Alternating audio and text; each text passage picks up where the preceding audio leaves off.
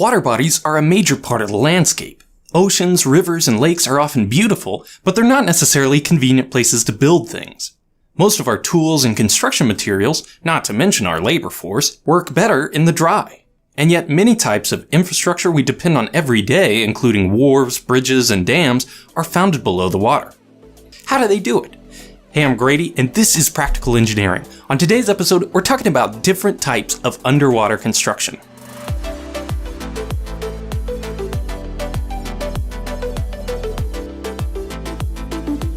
This video is sponsored by HelloFresh, America's most popular meal kit. More on that later.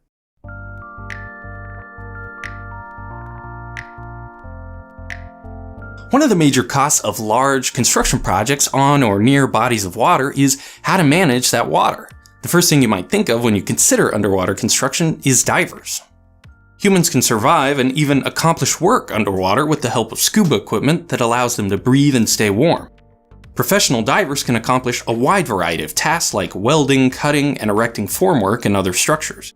But professional diving is dangerous, and the types of tools and equipment that both function underwater and can be used safely by a diver are fairly limited. Remote vehicles and submersibles can take some of the risk away, but they're also limited in the types of tasks they can accomplish. So a lot of underwater construction involves getting rid of the water, so you're not building under it at all. In the industry, this is called dewatering, or sometimes just care of water, and it includes a wide variety of construction equipment and techniques that all have a single goal in mind: to allow construction to happen safely and soundly in areas that would otherwise be infeasible or impossible to build because of water. The heart of many site dewatering plans is the cofferdam, a usually temporary structure built to hold back water from a construction site.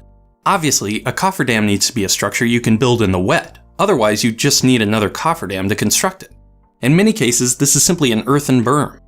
You can just dump soil into the water until it creates an embankment tall enough to serve as an impoundment. Once your construction area is enclosed, you simply pump the water out.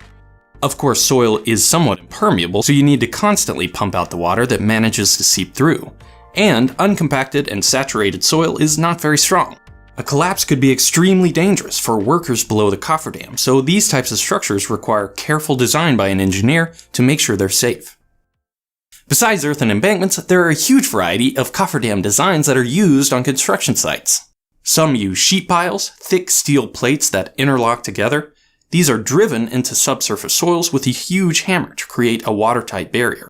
If the soils are too rocky to drive sheet piles, or the depth is very high, sometimes sheet piles are used to create small, individual enclosures filled with soil called a cellular cofferdam. There are also cofferdams built of steel frames with a membrane and even water-filled rubber bags. No matter what they're made from, cofferdams are almost always built to be dismantled and removed after construction. One important use of cofferdams is to build actual dams. In this case, often two cofferdams are necessary to block off the river on the upstream and downstream ends. But when performing construction across a river, obviously impoundment isn't the only necessary activity for dewatering. You also need a way to divert normal river flows around the construction site. This is why many dams are constructed in phases. You can build most of the structure away from the main channel, then divert the river through the recently constructed intake or spillway, and finally construct the closure section of the dam. The Hoover Dam was built in a narrow canyon and needed massive diversion tunnels through the rock on either side. The lower entrances to these tunnels were sealed off after construction, but the rest of the tunnels became a part of the spillways. For certain types of structures, the foundation can be constructed off-site and floated in by barge, commonly called a caisson. A hollow box or cylinder is lowered into its proper location, and then the soil is excavated and removed from within until a sound layer of rock or strong soil is reached. Finally, the caisson is filled with concrete. Of course, that part about excavating down to a sound rock layer isn't as easy as it sounds. In the past, this was often done by workers, which meant that the inside of the caisson needed to be dewatered. And when you dewater a caisson, you create a difference in pressure between outside and inside, with only soil in between. This means a constant battle of seepage flowing in from the bottom of the caisson, or much worse, unstable soils that can rapidly erode and allow the caisson to flood. These problems are what led to the pneumatic caisson, a variation on the original design where compressed air is injected into the structure to balance pressure from the water below. In a pneumatic caisson, the air pressure is maintained equal to or higher than the water pressure at the bottom of the structure so that seepage and soil instability can be avoided. It works just like when you turn a cup upside down before putting it underwater, except in this case the cup is much bigger and the pressures inside can be much higher than normal atmospheric pressure. This is why workers on underwater foundations often got caisson disease, the same decompression sickness that divers get if they surface too quickly. The use of pneumatic caissons is fairly rare today because of all the safety issues. In fact, most advances in construction technology with regard to water are not toward better dewatering methods, but actually how to avoid dewatering altogether. One of those advancements is the use of drilled shafts.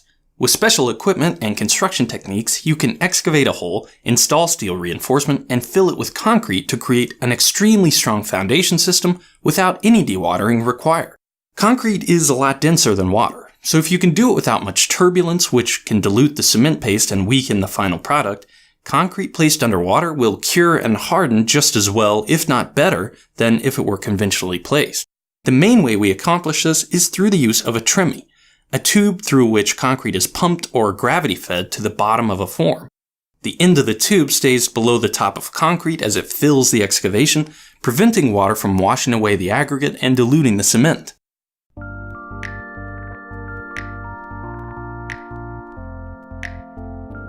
Whether the construction site's on the bottom of a lake or river, or simply located in the floodplain and only at risk during extreme weather, engineers and construction contractors put a significant amount of thought and consideration into the feasibility and costs of managing this water. Of course, this video can only scratch the surface of a topic that is as varied as the types and locations of construction sites across the world, but I hope it gives you a little better understanding about how we build infrastructure around water. Thanks to HelloFresh for sponsoring this video. I am always on the lookout for fun things to do with my wife. HelloFresh is a meal kit that turns the chore of preparing delicious home-cooked meals into a fun activity we can do together. There's no need to show off for the camera. I think the only thing my wife likes more than making these meals is filming me making them so I can share it with you. Now your other arm is in the way. HelloFresh comes right to your doorstep with fresh, pre-measured ingredients and easy-to-follow recipe cards. Nice tiger claw. They have 3 options to choose from: classic, veggie, or family, and you can switch between them whenever you want. A mozzarella! HelloFresh is America's #1 meal kit and the best value from $6.99 per serving. Get started today with 8 free meals. That's $80 off your first month of HelloFresh. All you have to do is go to HelloFresh.com and enter Practical80, or just click the link in the description. Thank you for watching, and let me know what you think.